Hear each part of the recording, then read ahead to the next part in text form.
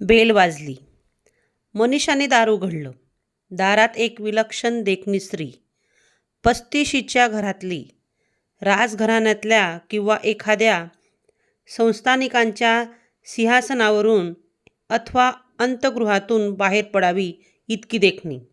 गोरी पान, नितळ मखमली, छे सॅटिनसारखी कांती. इतक्या मोहक लावण्यावर सेल्स गर्लची नोकरी करण्याची पाळी विधात्याने का आणली असावी?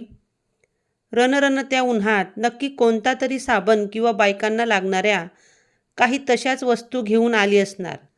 कालच सगळं आणलंय असं सांगावं का? तसंही करवेना.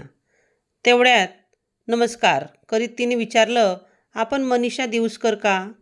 हो, मी उर्मिला सौमित्र.